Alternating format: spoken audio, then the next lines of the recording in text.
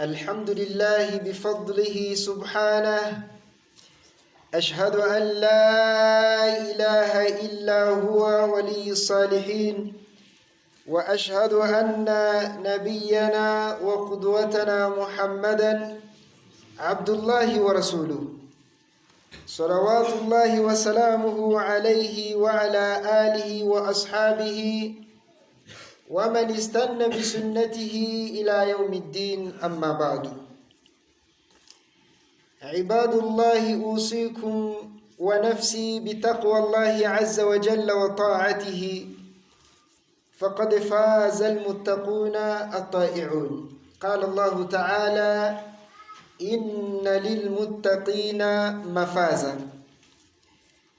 Mbanje gushimira no gukuza Uwiteka Allah subhanahu wa ta'ala ku byiza bye byinshi kuri twebwe, ku nema nyinshi ze kuri twebwe tutabasha kurondora, tutabasha gutekereza cyangwa kuvuga, dore ko hari n'ibyo Allah subhanahu wa ta'ala dukorera byiza, yanadukoreye byiza tutanazi, bikaba biri mu bumenyi bwe gusa, ariko yarabidukoreye.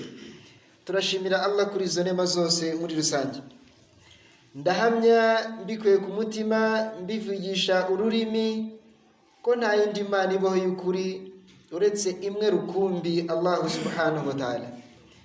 Nkanahamya ko Muhammad sallallahu alayhi wa sallama ari intumwa y'Imana, akaba n'umugaragu wayo, akaba n'imbonera cyangwa se icyitegererezo kuri twebwe.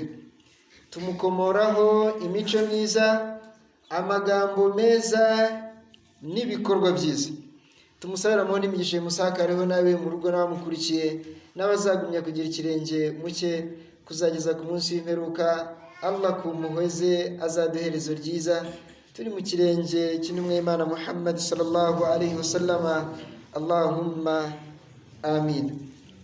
Bagaragu ba Allah, ndabagira inama nanjye nyigira yuko twagandukira Allah, tuzirikana amategeko ya Allah subhanahu wa ta'ala, dutinye Allah kubera yuko ni ukwiye gutinywa, ni ukwiye kubahwa, ni ukwiye kugaragirwa wenyine, ni ukwiye kuzirikanwa ku rwego rwo hejuru, kuko niwe muremyi wacu, niwe uduha amafunguro, niwe uturinda aho tugenda n'ahubwo ndavuga isi n'ibiyigize, umwuka duhumeka, ibyo ari byo byose ni ibya Allah subhanahu wa ta'ala. Byose bidufitiye akamaro ni ibya Allah subhanahu wa ta'ala. Niyo mpamvu dukwiye kumuzirikana. Kwirengagiza Allah bisobanuye yuko ubutazi uguhatse cyangwa se ugufitiye byawe byose, iyo wirengagije Allah subhanahu wa ta'ala.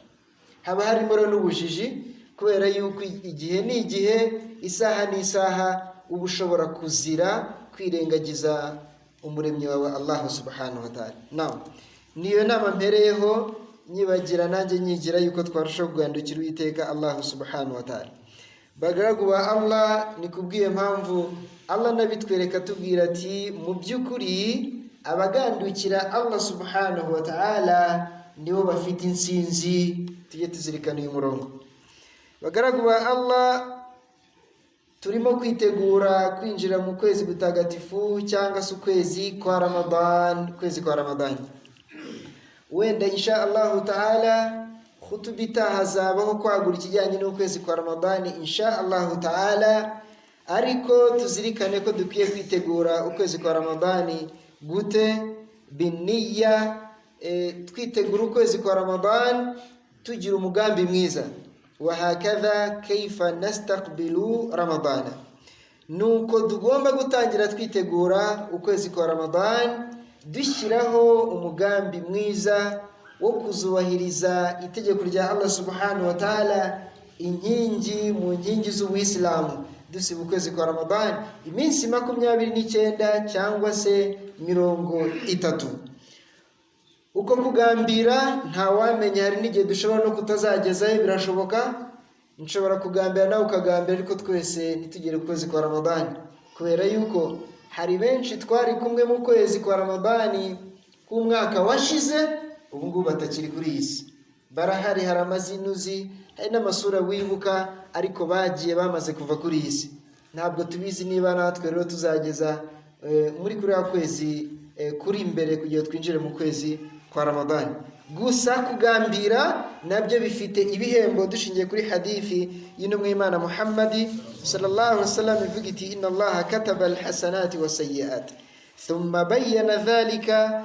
Allah subhanahu wa ta'ala mu by'ukuri yanditse ibihembo kandi atwandikira ni ibibi dukora arabyandika.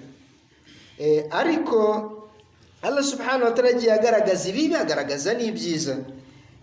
Intumwa y'Imana Muhammad sallallahu alaihi wasallam ikomeza ivuga iti faman hamma bihasanatin falam ya'malha katabaha Allahu lahu 'indahu hasanatan kamila. Ugambira gukora icyiza ntazakigere bitamuturutseho, ukagambira iti buretse kuwa mbere nzakora ibi ngibi inshallah, akaba ari ibada, akaba ari igikorwa cyiza, hanyuma ugahita urwara udakoze icyo kintu, amafaranga ugahita uyabura, cyangwa bikagenda gute, cyangwa gahunda zigahinduka bitaguturutseho, ngo Allah subhanahu wa ta'ala kwandikira icyiza cyuzuye kubera kugambira gusa ku icyo kintu uzagikora. Tugambire kuzasiba ukwezi kwa Ramadani twubahiriza itegeko rya Allah subhanahu wa ta'ala kugira ngo azatwishimira, azanabiduhembere ku munsi w'imperuka, tuzaninjirira umuryango wa Rayyan, umuryango w'abasibye hano kuri iyi si. Kugambira ikindi wenda nihuse ni atauba, nubwo kwicuza bihoraho igihe cyose, ariko noneho mu buryo kwitegura iyi nkingi bigiye kuza ni ibindi bindi. Umuntu akwiye kurushaho kwicuza kuri Allah subhanahu wa ta'ala, kurushaho kwicuza kuri Allah subhanahu wa ta'ala igihe cyose, ndetse n'icyaha icyo ari cyo cyose, kubera yuko umuntu li'annaka muqbilu ala musimi ta'a, kubera yuko uri kwegera igihe noneho cyo kurushaho kumvira Allah subhanahu wa ta'ala no gukora ibada nyinshi kurushaho. Ngo kandi nanone wasahibul ma'siya la yuwaffaqu bit-ta'a, iyo umuntu yivuruguta mu byaha cyane ntabwo abona baraka, ntabwo abona imigisha, ntabwo abona baraka zo kumvira Allah subhanahu wa ta'ala. Iyo umuntu yivuruguta mu byaha atabyicuza, baraka ze imigisha yiba mikeya mu kumvira Allah subhanahu wa ta'ala. Ariko kurushaho kwicuza niko Allah subhanahu wa ta'ala kwishimira kana kubabarira, hanyuma n'izindi ibada Allah akaguteramo inkunga. Ikindi nanone gisabwa mu kwitegura Ramadan harimo icyo twakwita ta'allumu ahkami fiqhi siyam, harimo kwiga amategeko yo gusiba. Benshi muri mwe ariye tuba twarayibagiwe, harije tuba twarabyibagiwe, Yesu sibye bikagenda gutya bigenda gutya, harya no kuva ryari n'icyo umuntu yirinda, ni ibiki by'itegeko, ni ibiki bya sunna, harya bigenza gute umuntu amategeko yo gusiba nayo dukwiye kuyasubiramo. Wenda Allah subhanahu wa ta'ala dushoboza iyi minsi bura tuzaba twayanyuzemo mu ncamake insha Allah ta'ala, kwiga amategeko y'igisibo kugira ngo uzasiba igisibo gifite ibisobanuro cyanyacyo, gifite inkomoko muri Qur'an na Sunna, kugira ngo Allah abashe kucyakira, kugira ngo Allah abashe kukwishimira. Hato tutarangara ukazasiba nyuma y'ukwezi kwa Ramadan iminsi 30 irangiye, ugasanga buri munsi warawicaga kubera ibyo wakoraga cyangwa ibyo wavugaga. Amategeko y'igisibo nayo kuyiga biba bikenewe mu kwitegura Ramadan. Hanyuma ikindi hari ta'widu nafsi ala siyami wal qiyam, hari kwimenyereza gusiba. Tuba dufite ibisibo bya sunna muri ukwezi kwa Shaaban, ni n'ukwezi nimwe Imana Muhammad sallallahu alaihi wasallam yafungaga iminsi myinshi, ariko ntabwo yifatanyaga na Ramadan ngo ave muri Shaaban ahita akomereza na Ramadan bifatanye, oya, ariko yasibaga iminsi myinshi sallallahu alaihi wasallam. Ubwo rero muri uku kwezi harimo kwimenyereza gusiba, ndetse no guhagarara ibihagararo bya nijoro. Ibihagararo bya nijoro wasarira keshatu, wasara eshanu, wasara zirindwi, zaba ngufiya zaba ndende, ariko ugasara igihagararo cya nijoro. Ibyo nabyo birafasha ko mu kuri kwezi bari umwihariko. Nanone dushingiye kuri hadithi n'imwe Imana Muhammad sallallahu alaihi wasallam, twitegure muri ubwo buryo. Byibura imvuze reka mbabwire ibyo bintu bitatu, tuze gusoreza ku kindi insha Allah, kugira umugambi mwiza. Ikindi nanone kwicuza kuri Allah subhanahu wa ta'ala cyane. Ikindi nanone kwiga amategeko yo gusiba hamwe no kwimenyereza gusiba. tunahagarara ibihagararo bya nijoro. Ni kubw'iyo mpamvu rero mu buryo bwo kwirinda igihombo mu bijyanye na ibada ziba ziremereye nk'izi tuba turimo kwitegura, dore ko ari n'itegeko ry'Uwiteka Allah subhanahu wa ta'ala. Niyo mpamvu navuze nti reka tuganireho gatoya insha Allah ta'ala kuri shurutu qabuli al-amali, kondisiyo zo kugira ngo ibikorwa by'umuntu byakirwe. Kino gikorwa nagihombye, byatewe n'iki? Nshobora kugihomba, byaterwa n'iki? Igikorwa nagerageje gutunganya uko ibyatumye igikorwa cyanjye cyakirwa. Ibyo nagira ngo tubiganireho gatoya bagaragu ba Allah subhanahu wa ta'ala, bayisilamukazi. Zino shurutu qabuli al-amal, kondisiyo zo kugira ngo igikorwa cyawe cyakirwe kwa Allah subhanahu wa ta'ala, cyakire akigenere n'ibihembo, hari kondisiyo ziba zihari n'ebyiri, harimo al-ikhlasu wal-mutabaa, kweza icyo gikorwa nk'uko tugiye kubisobanura, na mutabaa, kugikora nk'uko intumwa y'Imana Muhammad sallallahu alayhi wasallam yabyigishije. Ugiye ikinyuranyo cy'ibyo byombi, igikorwa cyawe ni imfabusa, niyo cyaba kiremereye gute. Uko ubahirije kimwe kindi ukakireka, igikorwa cyawe kiba kibaye imfabusa. Ubyubahirije byombi, mashallah tabarakallah, umenye ko igikorwa cyawe kirinzwe neza kwa Allah subhanahu wa ta'ala. Bagaragu ba Allah subhanahu wa ta'ala, hari bimwe mu bintu bishobora gutuma ibikorwa by'abantu byangirika. Duhere kuri ikhlas, niyo tugiye kuvugaho gatoya insha Allah ta'ala. Igikorwa cyawe kikangirika cyiza wakoze, cyangwa se amagambo meza wavuze akangirika bitewe n'ukuntu icyo gikorwa utigeze ukereza Allah subhanahu wa ta'ala. Min hadhihi shawaib ar-riya, muri ibi ngibi harimo icyo bita gukorera ijisho. Gukorera ijisho ni bambone banyumve bigende biti, cyangwa se gushaka bimwe twita kubaka izina muri ibada, kubaka izina muri ibada. Ibyo ngibyo byangiza igikorwa urimo urakora cyose uko cyaba kimeze kose. Reka nubake izina amenyekane, reka babone ubundi ndashoboye, erega ubundi ndi umuntu mwiza, nibabirebe bose. Ibi ngibi byica ibikorwa by'abagaragu ba Allah subhanahu wa ta'ala kwa Allah, birangiza.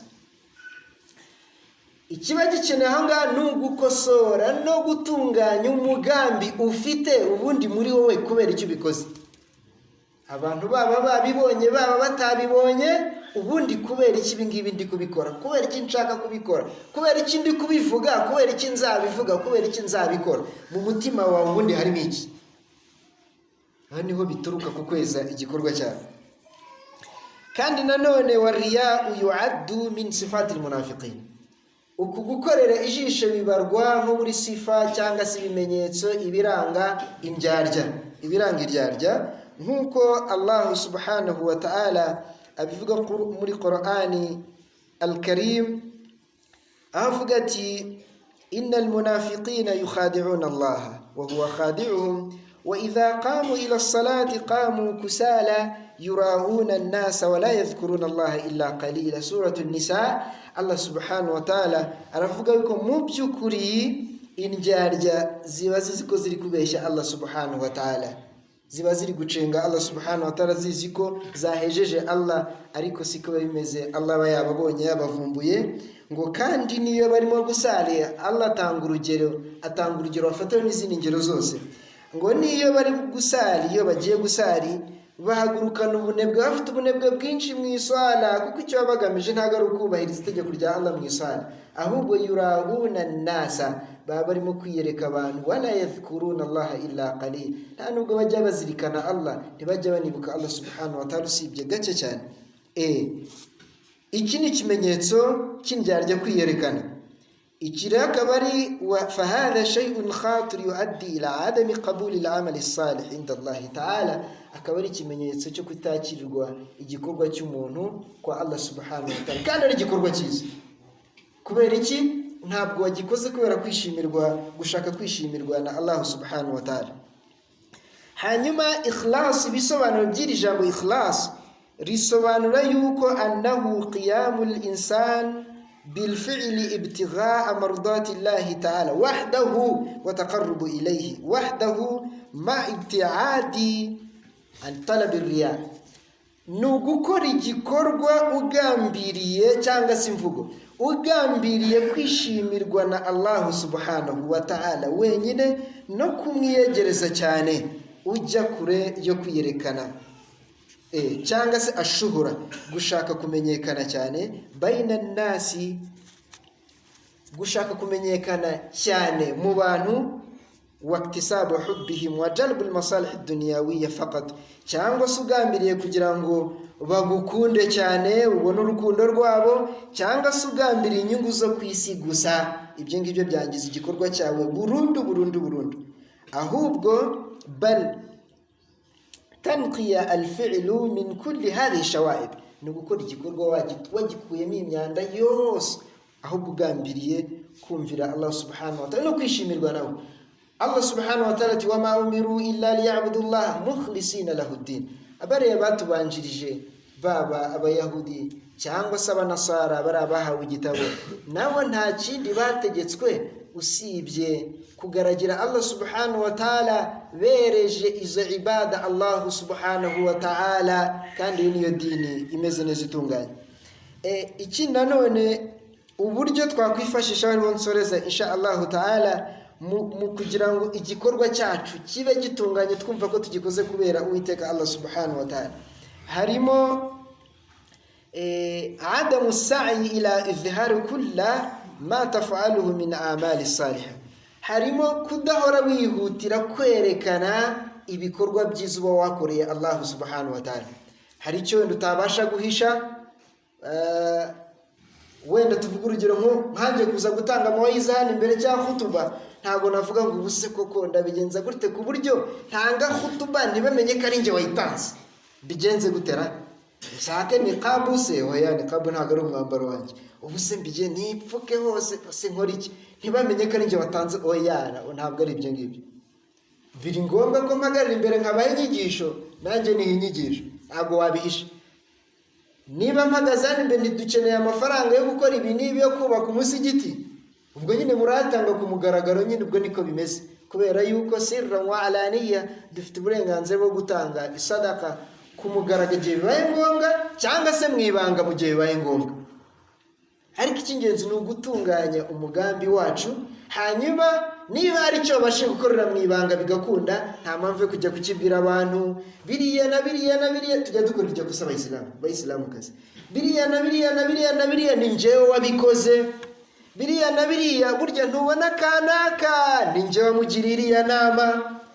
Kujya gutondagura ibyo bintu byiza wakoze ubibwira abantu, byereka abantu, bishobora kukugeza ku kwangiza ibikorwa byawe. Byihorere, bigumishe kwa Allah. Ibyo dukora ahsahu Allah wa nasuhu, Allah barabibitse ariko abantu barabyibagiwe. Wowe byihorere, birekere kwa Allah. Ubizi basi, utabizi wijya kumuratira. Iki none cyadufasha shuuru daiman بأن ما فعله الشخص ليس كاملا وأنه ما زال مقصرا في حق الله. guhora wumvisha ko utarageza aho ukwiye kugeza mu kubahiriza amategeko ya Allah subhanahu wa ta'ala. Kwicara ukumva ko wagezeyo, buriya ni ikosa rikomeye cyane. Shayitani bishukisha abantu, kabwe ati ibyo wakoze birahagije wana, urenze bariya bose wana, oya erega nta kubutagize, buriya wamariye bya bikorwa bye byose wakoze byaranakiriwe. Icyagufasha nukumva yuko nta urageza, uracyari kure, nta nubwo uzi niba n'ibikorwa bye byarakiriwe, ntabwo bizi. Ushobora kuba byangije muri ubu buryo cyangwa se buriya. Ubwo rero icyagufasha kugira utunganye ibikorwa byawe ni ukumva yuko utuzuye, ukumva yuko n'ibyo wakoze bishobora kuba bitarakiriwe, ukumva yuko nta urageza. Ibyo nibyo byagufasha gutunganya ibikorwa byawe. Ikindi fala ya'jab bi nafsihi in kana hunalika madhun kathir, kumva yuko udakwiye kwishimagiza cyane ngo wishyire hejuru, bitewe nuko wenda abantu bashobora kuba bagushima, abantu bashobora kuba bakuvuga neza, hanyuma ukaba wakwishyira hejuru ukitangarira. Iyi ataajubu binafsi nayo shayitani irayikoresha cyane, umuntu kwitangarira ibikorwa bye bikangirika. kugeza ubwo intumwa y'Imana Muhammad sallallahu alaihi wasallam yatwigishije dua ukwiye gusoma igihe abantu bagushimagije cyane. Allahumma la tu'akhidhni bima yaquluna, mana yanjye ndagusaba yuko utandenganyiriza ibyo barimo baravuga. Waghfir li ma la ya'lamun, unambabarire ibyo batazi kuri njye. Rero ubundi baba bakuzi, nta nubwo baba bakuzi, abantu bakuzi gake, hari ibyo batakuziho. Rero mana unambabarire, unangirira imbabazi ku makosa n'ibyaha bariya batazi kuri njyewe. Waj'alni khayran mimma yadhunnun, unangire mwiza kurenza uko babikeka. Unangire mwiza ya Allah kurenza uko bazi ko ndi mwiza. Iyo ni idumu ntasoma iyo ahuye n'ibyo bigerageza. Naam, ikindi at-tafkir fi al-maut wa annahu qadimun la mahala, guhora dutekereza ku rupfu nabyo byatuma dutunganya ibikorwa byacu. Urupfu, gupfa, nzapfa ryari simbizi, bishobora kuba ari na vuba, bishobora gutuma urushaho gutunganya ibada zawe, ibikorwa byawe. Urupfu, bagaragu Allah subhanahu wa ta'ala dutunganye tweze ibikorwa byacu, hanyuma tuninginga Allah ko yazajya byakira. Allahumma amin. Iyindi shauti, kondisiyo ya kabiri ni al-mutabaa, ni ugukora ibikorwa nk'uko intumwa y'Imana Muhammad sallallahu yabikoze, yabyigishije, cyangwa se yabonye bikorwa ikabyemera. Man ahdatha fi amrina hadha ma laysa minhu fa huwa rad, umuntu uzagira ibyo azana muri dini y'Ubuislamu akabikora uko abishaka atari ko intumwa y'Imana yabyigisha, atari ko idini ryigisha, fa huwa rad. Ibi ngibi biramugarukira. Guhimba ibada zawe ukazikora, kugikora ibintu, gusara bitari kuko intumwa y'Imana yigisha iswala, gukora biriya atari kuko intumwa y'Imana yabikoze, uba urimo kwangiza ibikorwa byawe. Allah subhanahu wa ta'ala dushyire mu bagaragu bafite ikhlas, beza ibikorwa byabo kandi bakabikora nk'uko intumwa y'Imana sallallahu yabyigisha. Allahumma amin. A'udhu billahi minash shaitanir rajim. Bismillahir rahmanir rahim. Wal 'asri innal insana lafi khusrin illa alladhina